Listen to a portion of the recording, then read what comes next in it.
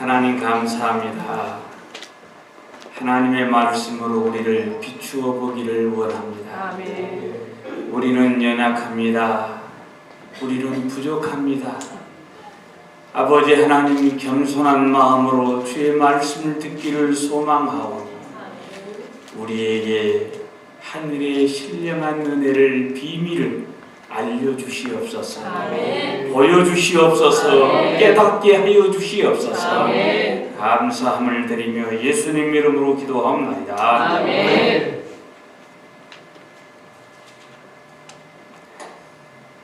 오늘날 많은 교회가 직면한 문제는 신앙적인 위기입니다. 이 신앙적인 위기 속에는 말씀이 결여된 예배의 위기가 있다고 말씀드릴 수가 있습니다. 어쩐지 물은 많은데 먹을 물이 없는 것 같은, 어쩐지 맛있어 보이는 빵 같은데 안에 안고가 없는 것 같은 그런 시대에 우리가 살고 있지 않나 생각이 됩니다.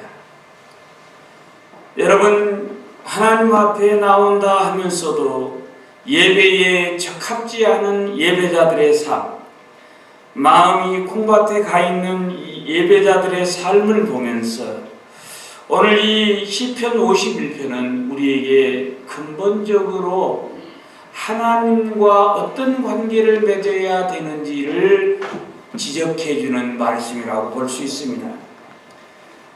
오늘 이 시편 51편은 다윗의 회개의 노래라, 그렇게 이름 붙일 수 있습니다. 죄 지은 다윗이 겪어야 했던 정죄의식과 하나님께 용서받고 싶어하는 그 마음, 그 간절한 소원, 사도행전 13장 22절을 보시면 내가 이새의 아들 다윗을 만나니 내 마음에 합한 자라, 이렇게 할 만큼 하나님 앞에 순전하고 흠이 없었던 삶을 살아왔던 다윗임에도 불구하고 그는 일생에 두 번의 큰 죄를 저질렀습니다. 첫 번째 그가 저질렀던 죄는 역대상 21장 이하에 보시면 인구조사입니다. 그 자체는 지극히 행정적이고 정치적인 결정이었습니다. 그러니까 그 자체로는 문제가 되지가 않습니다. 그러나 신앙적으로 봤을 때는 엄청난 범죄에 연루되어 있는 사건입니다. 하나님에 의하여 왕으로 세움을 받은 그가 하나님보다는 세상의 병사와 백성의 수를 의지하고자 하는 마음을 반영한 사건이다, 이 말이죠. 여러분, 하나님에 의해서 장으로 세움을 입고 권사로 세움을 입고 집사로 세움을 받은 우리들이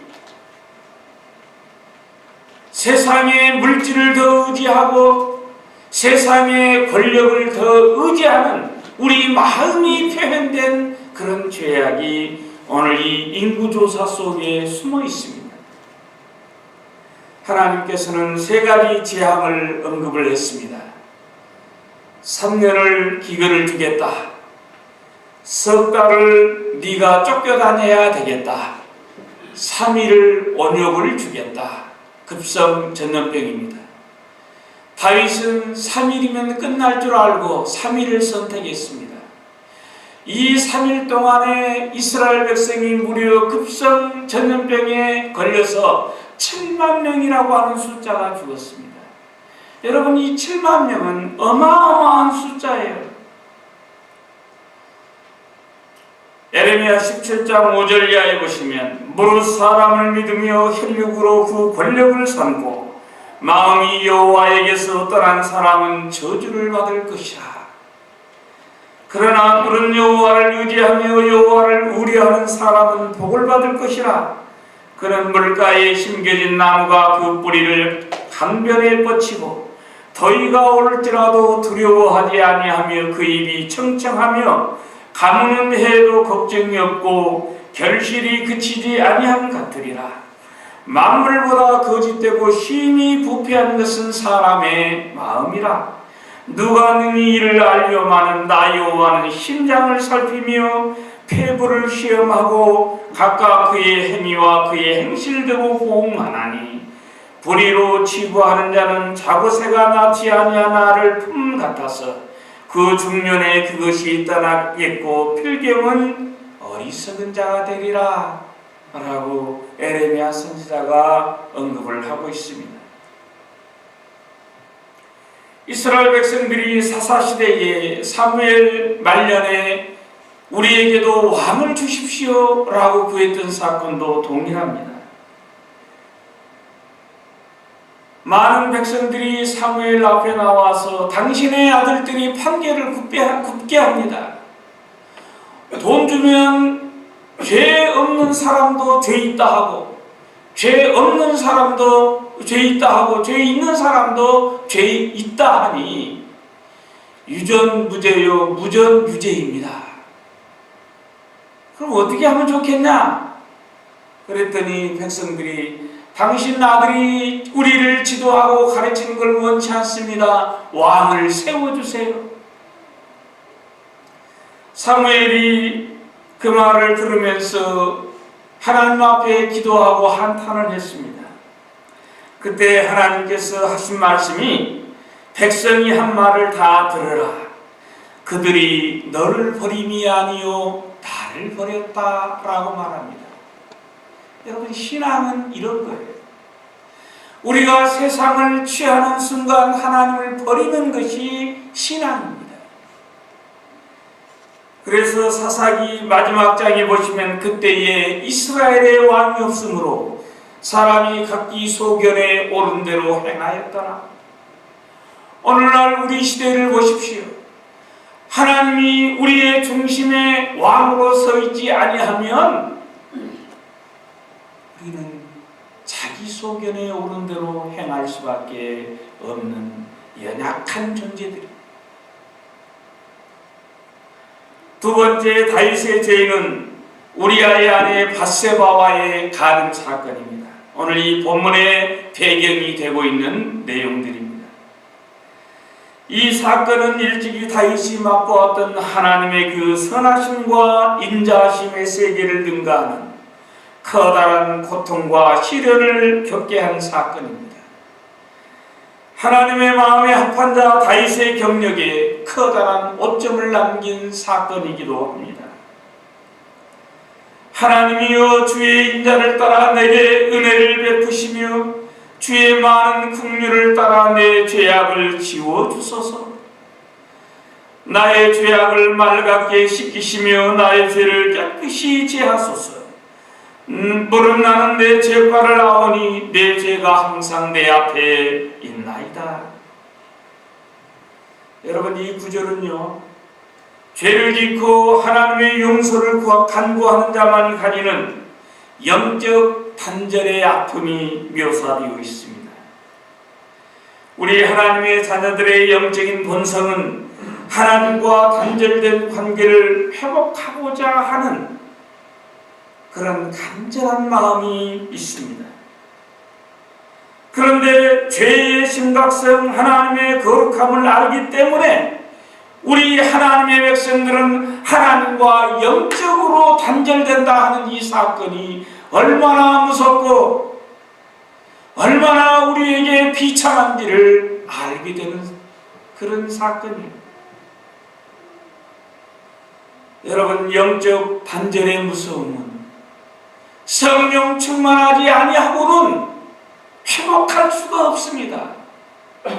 우리들이 하나님 앞에 엎드려 기도하고 통회하고 자복하고 성령 받기를 위해서 하나님 오늘 이 시간 우리에게 성령 충만을 주시옵소서. 성령 충만 받게 하여 주시옵소서. 이 마음이 없이는 영적인 이 단절에 대해서 무관심해질 수밖에 없습니다. 오늘 이 문맥을 보면요, 다윗은 문제의 해결을 제사를 통해서 하려고 애쓴 흔적이 보입니다. 범죄한 자들의 일반적인 마음은 예배를 통해서 하나님의 은총을 바라고 죄 용서함 받기를 간구합니다. 오늘 이 14절 말씀해 보시면 하나님이여 나의 구원의 하나님이여 피 흘린 죄에서 나를 건지소서. 여기 피 흘린 죄가 누구의 피를 흘렸습니까? 우리아의 피를 흘렸습니다. 남의 아내를 빼앗기 위해서 우리아를 가장 전선이 뜨거운 그 앞단지로 보내놓고 선봉장으로 보내놓고 나머지 군대들을 다 철수시켜버립니다. 그리고 거기에서 우리아는 죽게 되죠.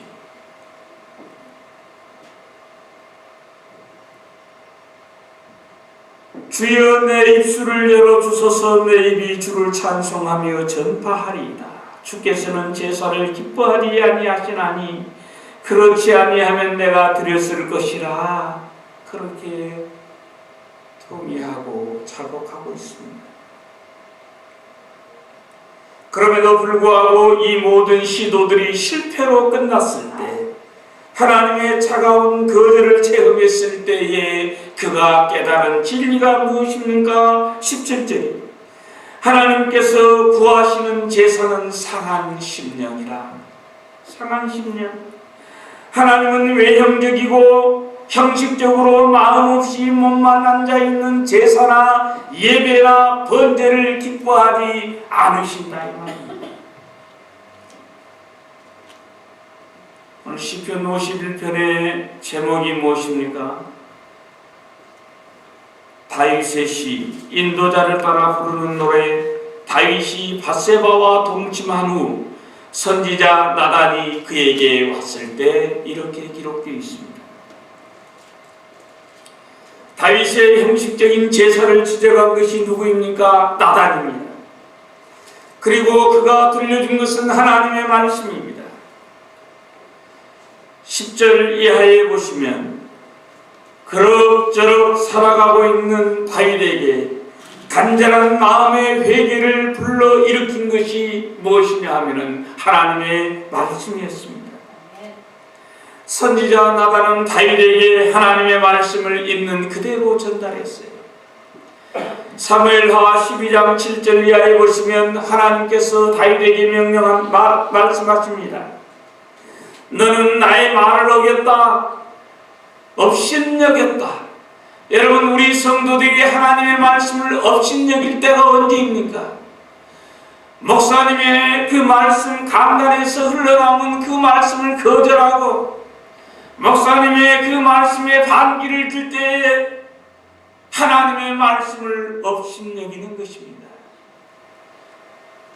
내가 따로 업신여긴다 이렇게 안 해도 여러분 마음속에 이미 하나님의 이 말씀 있는 그대로의 그 말씀을 거절했을 때는 하나님의 말씀을 업신여기는 거예요. 그 다음에 하나님께서는 다윗에게 네가 악을 행했다라고 말합니다. 그래서 그것에 대한 결과로 너희 집안에 칼이 떠나지 않겠다.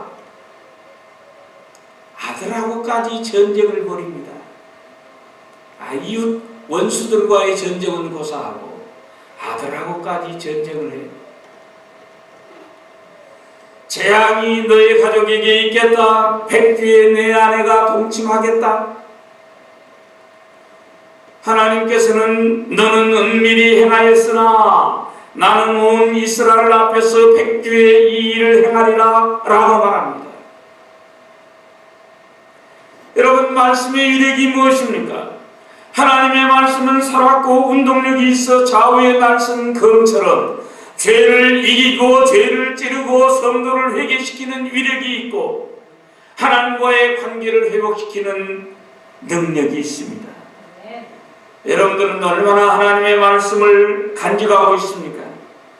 얼마나 읽으며 얼마나 들으며 얼마나 암송했다가 범죄할 때마다 즉각 떠올려서 사탄을 공격하는 무기가 되느냐 이 말입니다. 에베소서 6장 10절 이하에 보시면 하나님의 전신갑주를 입으라 라고 말합니다. 진리의 허리띠, 의의 흰배, 복음의 신발, 믿음의 방패, 구원의 투구. 여러분, 허리띠, 흉배, 신발, 방패, 투구 다 방어용입니다. 그런데 마지막에 그렇게 말합니다. 성령의 검, 곧 하나님의 말씀을 가져라. 이 하나님의 말씀만이 오직 공격력이에요. 여러분, 원수와 싸울 때에는 방어한 것도 있어야 하지만 공격한 것도 필수적입니다. 방어만 해서는 되는 게 아니에요. 다윗은 하나님을 버렸습니다만 하나님은 다윗을 버리지 않았습니다. 우리는 하나님을 버리고 멀리 갈 수 있지만 하나님은 결코 우리를 잊지 않으시는 아버지이십니다. 다윗은 그 말씀 앞에 거꾸라져 죄악을 통회하고 자복했습니다. 이것이 바로 말씀의 위력이지요. 여러분, 과거에 하나님께 받았던 영적 은혜가 그렇게 그리워지십니까? 새벽기도 안 하고는 못 견딜 것 같은 이 답답함이 아직도 없느냐 이 말입니다. 문제가 무엇입니까? 다윗이 깨달은 진리 두 가지가 여러분의 것이 되기를 축원합니다. 첫 번째, 다윗이 깨달은 진리는 하나님은 형식적인 예배 참석을 기뻐하지 않으신다는 사실입니다. 16절에 보시면 주께서는 제사를 기뻐하지 아니하시나니 그렇지 아니하면 내가 드렸을 것이라 주는 번제를 기뻐하지 아니하시나이다 라고 고백합니다. 사실 이 말씀은 당시 신앙으로 보면 충격적인 발언입니다. 제사장이나 백성들이 들으면 기절초통할 일입니다. 그러나 이것은 다윗이 하나님과의 관계를 붙들고 처절히 씨름하면서 울고 또 울고 난 뒤에 얻은 영적인 승리예요. 영적인 진리예요. 인간적으로 볼 때 다윗은 매우 외로운 사람입니다. 어려서부터 그런 부모의 사랑에서 소외되었습니다. 형들의 미움 속에서 성장했습니다. 사랑하는 아내 미갈에게서조차 존경받지 못했습니다. 다윗은 사울을 한 번도 미워하거나 증오해 본 적이 없는데 사울은 다윗을 죽이기 위해서 끝까지 다윗을 쫓아갔습니다. 그렇게 했던 사울이 누구입니까? 장인어른이에요.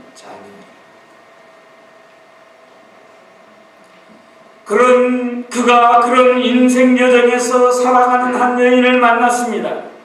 그 여인에게 자신의 모든 것을 주었는데 안타깝게도 그것은 하나님께서 미워하시는 불륜의 관계. 인간적으로는 충분히 동정이 가는 사연입니다. 그러나 하나님 앞에서 그것은 범죄였고 거기에는 범죄자들에게 따르는 고통이 수반되었다라는 것입니다. 시련의 골짜기에서도 아둘람 굴 400명의 별로 변변치 못한 사람들을 거느리고도 하나님 앞에 감사와 찬송을 드렸던 기쁨의 노래를 불렀던 이 다윗이 오늘 이 본문에서는 태평에도 불안한 이 시기를 보내고 있는 것을 볼 수가 있습니다. 죄 지은 사람은요, 쫓아오는 사람이 없어도 불안한 거예요.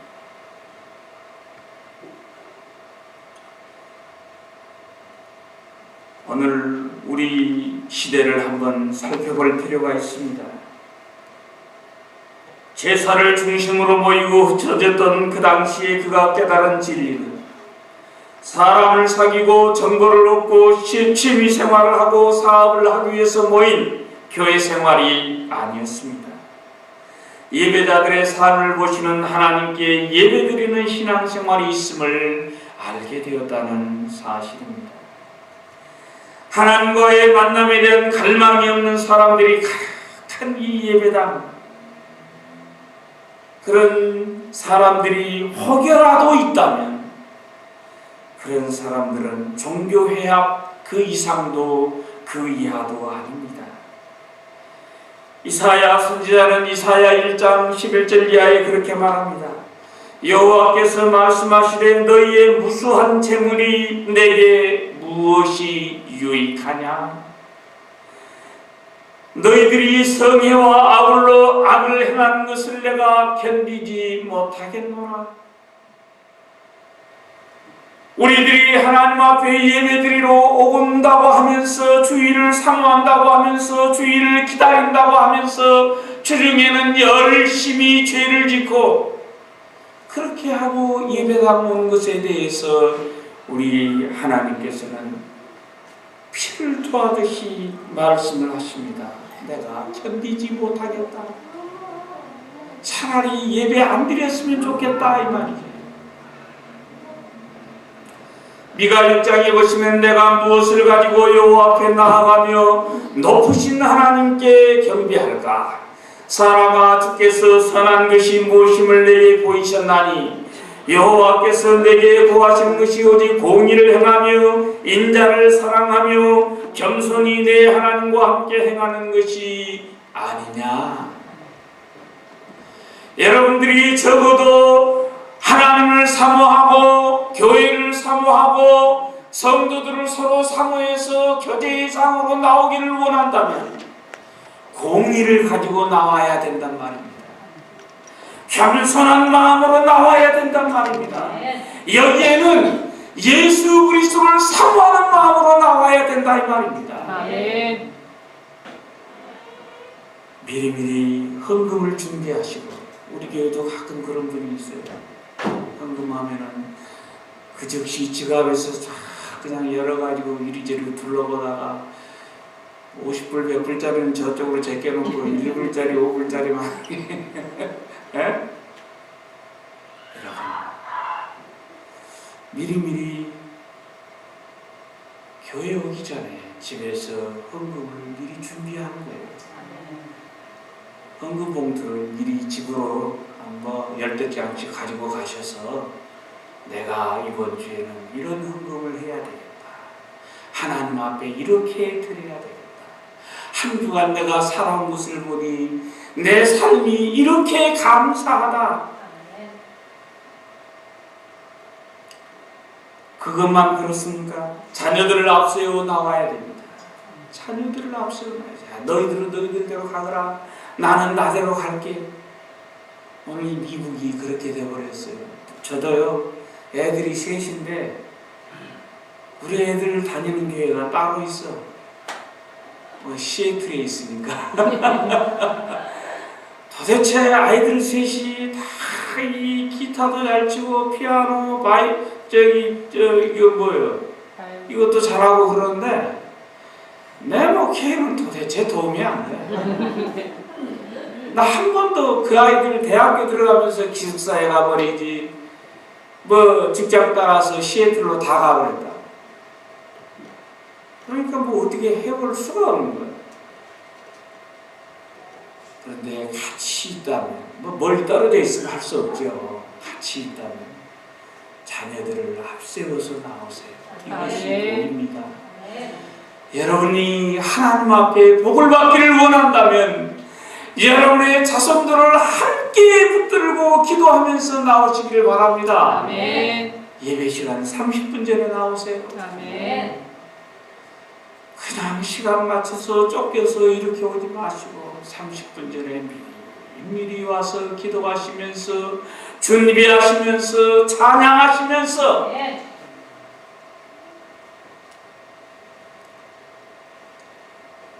오늘 우리들이 교회 오는 길목에서 하나님은 나의 주인이라고 하는 이 신앙 고백과 목사님의 말씀 선포에 대한 기대감, 이런 자세와 정신을 하나님이 기뻐 받으신다 이 말입니다.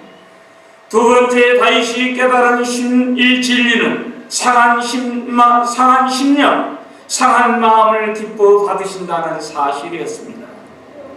17절에 보시면 하나님께서 구하시는 제사는 상한 심령이라. 하나님이여 상하고 동의하는 마음을 주께서 멸시하지 아니하시리이다. 상한 심령, 상처 입은 심령, 자신의 처지와 환경을 바라보면서 거룩하신 하나님의 은혜를 받기에 전혀 어울리지 않아서 자신의 죄악된 모습을 발견하고 아파함으로 상처받게 된 그 마음, 하나님의 은혜로 회복되는 것 외에는 소망이 없다는 사실을 알고 하나님만 바라보는 데서 오는 그 약해진 마음, 이것이 바로 상한 심령입니다. 하나님께 받는 용서와 사죄의 은총은 이 상한 심령이 없이는 불가능합니다.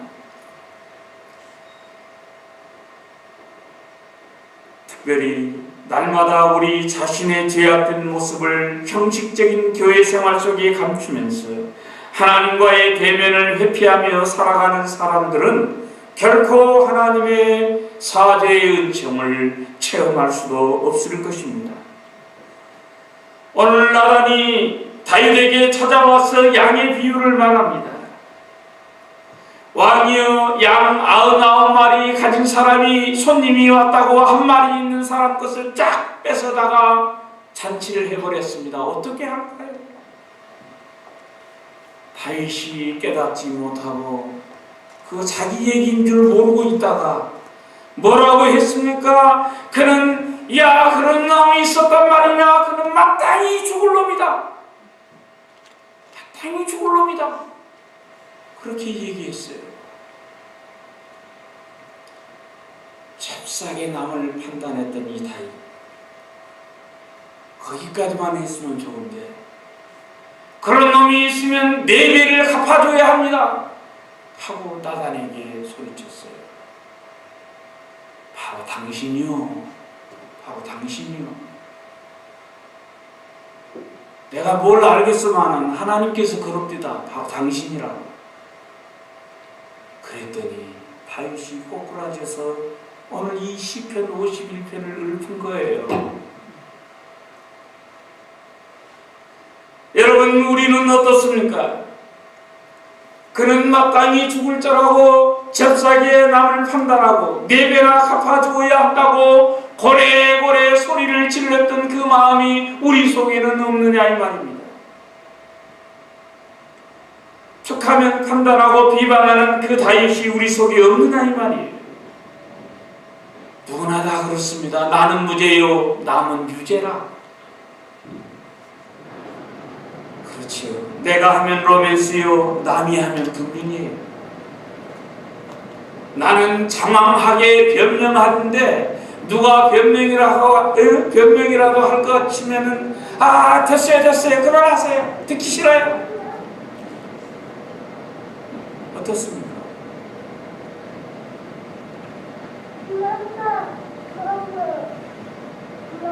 오늘 이 17절 말씀을 우리가 한번 기억해 볼 필요가 있습니다.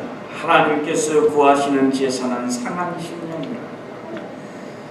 오늘 이 다윗이 이렇게까지 깨달았던 것은 돕는 자 나단의 경고로 말미암아 깨달았던 진리입니다.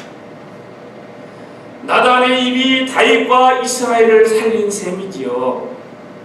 목사나 교회의 허물과 이 성도들의 모든 허물들은 사실은 돕는 자들의 허물입니다. 돕는 자들이 잘못 책임을 져서 그래요. 성경에 보면은 장로나 권사나 집사님들이 목회자들을 제대로 잘 보필하지 못하면은 항상 교회가 이렇게 이원화되어서 이런 모습이 나타나게 됩니다. 서로 판단하는 거죠. 에바브로디도는 바울의 모든 약점을 알았습니다. 그러나 한 번도 그는 바울을 비방해 본 적이 없습니다. 베베 권사는 바울의 보호자였습니다. 바울이 어디를 가든지 베베 권사가 필요한 것들을 도와주면서 뒤에서 서포트를 해주면서 기도하면서 찬송하면서 바울의 일정을 위해서 평탄한 길을 위해서 늘 기도했어요. 브리스가와 아굴라 부부는 목을 내놓은 생명보증인이 되었습니다. 그럼 생명보증인이 무엇이냐 하면은 로마법에 보면 사형을 받기 전에 이 사람의 소원이 무엇이냐 물어봐요. 이 사람이 내 소원이 집에 있는 부모님 얼굴 한 번만 보고 오겠습니다. 그때에 그러면 너를 대신해서 대신 죽어줄 사람 생명 보증인이 있느냐 물어요. 없으면 못 가는 것이고, 생명 보증인이 생명을 내놓고 내가 이 사람 보증합니다. 이 사람이 도망쳐버리면 이 사람 대신 제가 죽겠습니다. 이게 생명 보증입니다. 여러분, 이 부부가 이런 역할을 했다니까요. 뿐만 아니라 스데바나나 브나이도나 아가이고는 바울의 마음을 시원하게 해준 사람들입니다. 그 외에도 수없이 많은 사람들이 있어요. 하나님의 말씀을 마칩니다. 하나님께서는 우리의 가장 사소한 범죄에도 진노하신 분입니다.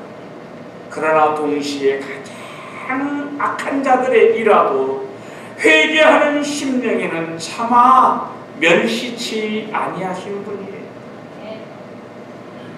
정말 하나님이 원하는 것이 무엇입니까?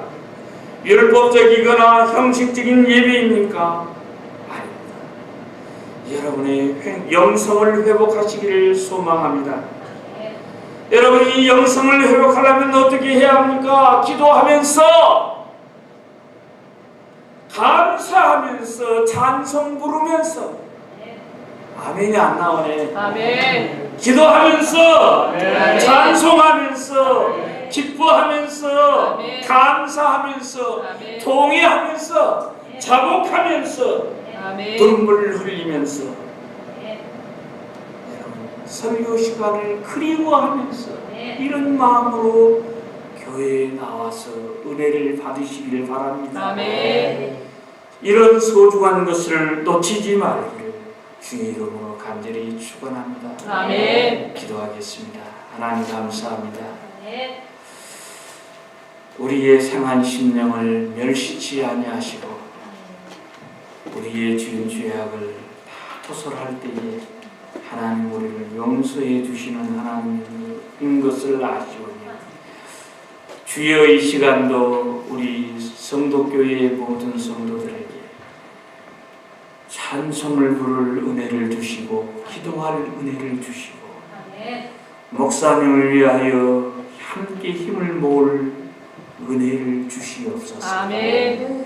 교회를 회복시킬 일꾼으로 우리 자신들을 세워주시옵소서. 아멘. 감사함을 드리며 예수님 이름으로 기도하옵나이다. 아멘. 아멘.